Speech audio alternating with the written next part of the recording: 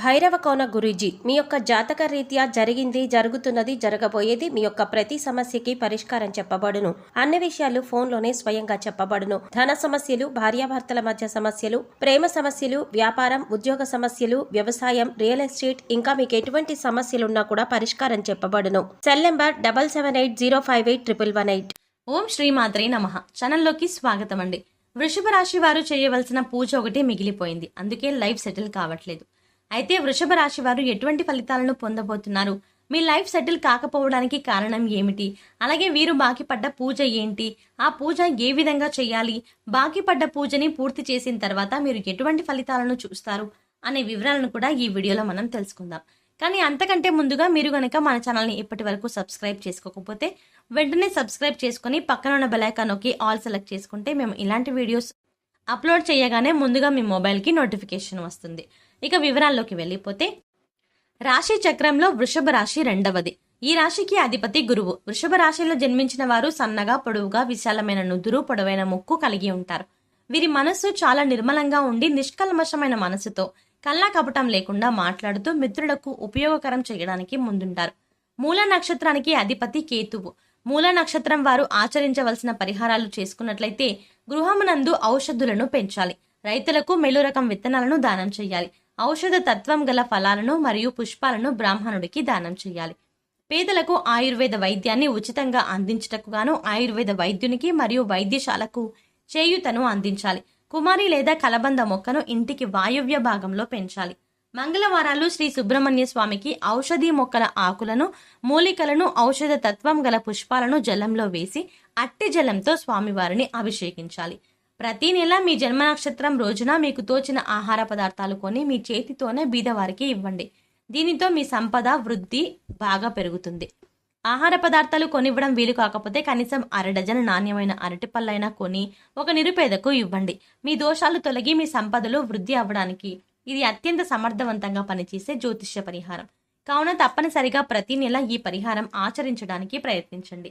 కేతువు అనుగ్రహం కొరకు కేతువు యొక్క బీజ మంత్రాన్ని ప్రతిరోజు లేదా తప్పకుండా ప్రతి మంగళవారం ప్రత్యేకించి కేతు కాలంలో, అంటే ఉదయం 9 గంటల నుండి 10 గంటల 30 నిమిషాల మధ్య 19 సార్లు పఠించండి.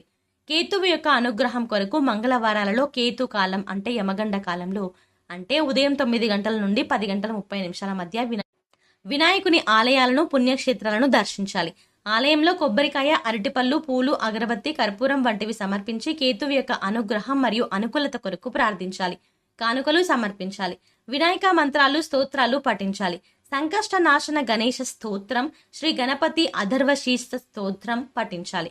మంగళవారాలలో మరియు ప్రతి నెల ఆర్ధ నక్షత్రం ఉన్న రోజులలో ఓం రుద్రాయ నమః అనే మంత్రాన్ని 108 సార్లు పఠించాలి.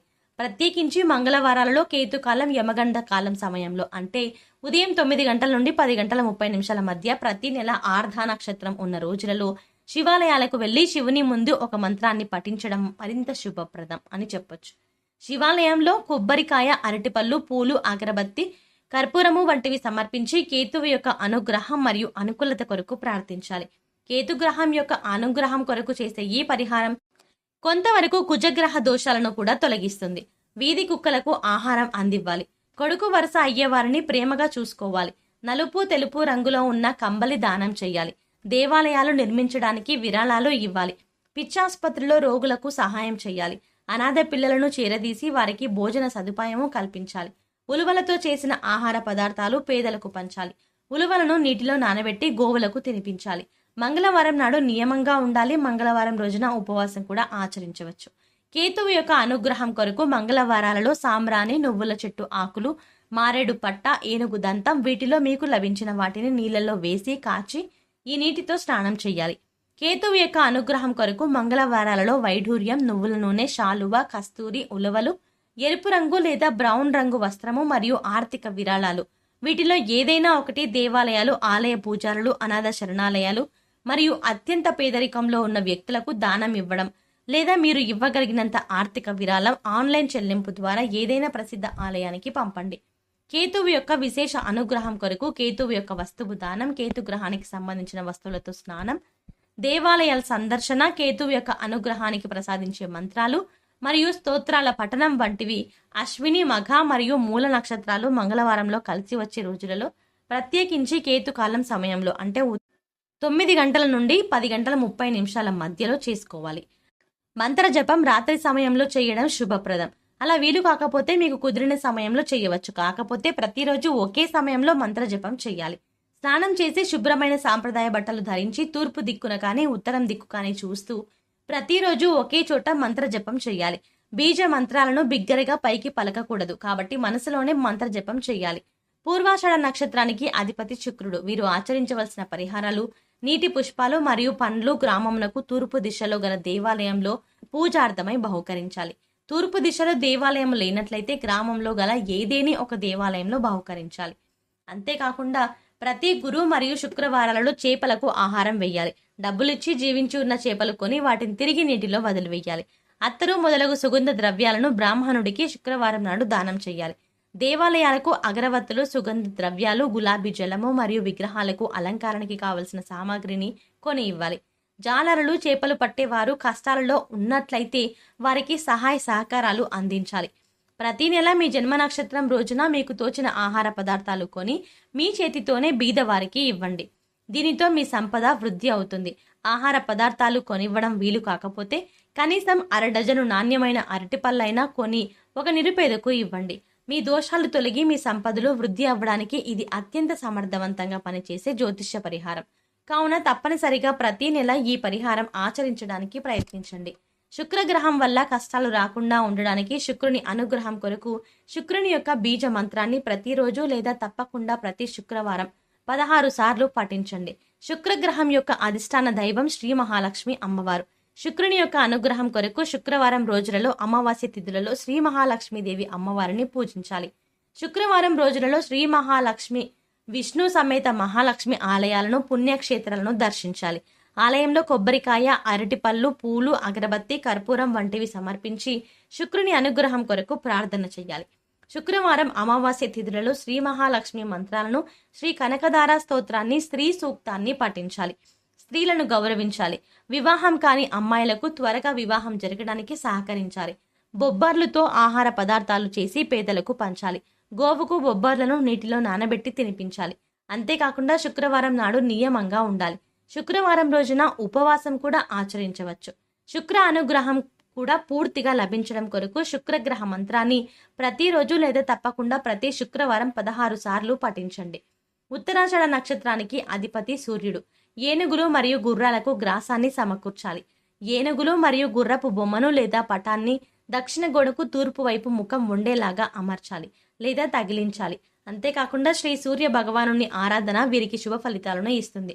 వృక్షాలకు మరియు ఇంట్లో గల మొక్కలకు ప్రతినిత్యం తప్పనిసరిగా నీళ్లు పోయాలి. ఏనుగులకు అరటి పండ్లను తినిపించాలి.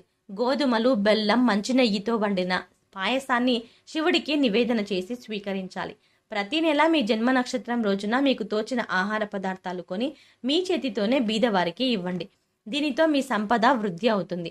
ఆహార పదార్థాలు కొనివ్వడం వీలు కాకపోతే కనీసం 1/2 డజను నాణ్యమైన అరటిపళ్ళైనా కొని ఒక నిరుపేదకు ఇవ్వండి.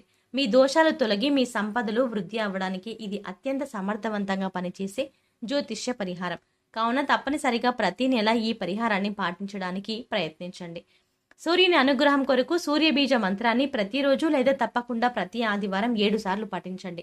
సూర్యుని అనుగ్రహం కొరకు శివాలయాలను, శివుని పుణ్యక్షేత్రాలను ఆదివారాలు దర్శించండి.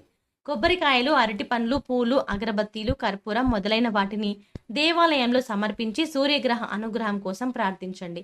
సూర్యుని అనుగ్రహం కొరకు సూర్య నమస్కారాలు చేయండి. సూర్యుని అనుగ్రహం కొరకు ప్రతి ఆదివారం శివుని మంత్రాలు, రుద్ర మంత్రాలు, శ్రీ ఆదిత్య హృదయ స్తోత్రం మరియు శ్రీ రుద్రాష్టకం తప్పకుండా పఠించండి. సూర్యుని అనుగ్రహం కొరకు ఆదివారాలలో కుంకుమ పువ్వు, రక్తచందనం, మనిషిల, యాలకులు, దేవదారు, వట్టివేరు, యష్టి మధుకము, ఎర్ర పుష్పాలు, ఎర్ర గన్నేరు పువ్వులు వీటిలో మీకు లభించిన వాటిని నీళ్ళల్లో వేసి కాచి ఈ నీటితో స్నానం చేయాలి. ఆదివారాలలో ఎరుపు మరియు కాషాయ రంగు దుస్తులను ధరించాలి. సూర్యుని అనుగ్రహం కొరకు శుభతిథి ఉన్న ఆదివారాలలో గోధుమలు, బెల్లం, కండ చక్కెర, కంచు, రాగి, రక్తచందనం, పద్మములు మరియు ఆర్థిక విరాళాలు వీటిల్లో ఏదైనా ఒకటి దేవాలయాలు, ఆలయ పూజారులు, అనాథ శరణాలయాలు మరియు అత్యంత పేదరికంలో ఉన్న వ్యక్తులకు దానం ఇవ్వండి. లేదా మీరు ఇవ్వగలిగినంత ఆర్థిక విరాళం ఆన్లైన్ చెల్లింపు ద్వారా ఏదైనా ప్రసిద్ధ ఆలయానికి పంపండి. సో చూశారు కదండి, వృషభ రాశి వారికి కెరీర్లో అభివృద్ధి పొందడానికి, అలాగే మీరు తలపెట్టిన ప్రతి పని పూర్తి అవ్వడానికి, ప్రతి విషయంలో ముందుండడానికి వృషభ రాశి వారు ఏ పూజ చేయాలి, వృషభ రాశి వారు బాకీ పడ్డ పూజ ఏంటి, ఆ పూజ ఎలా చేసుకోవాలి అనే అంశాలను ఈ వీడియోలో మనం వివరంగా తెలుసుకున్నాం కదా.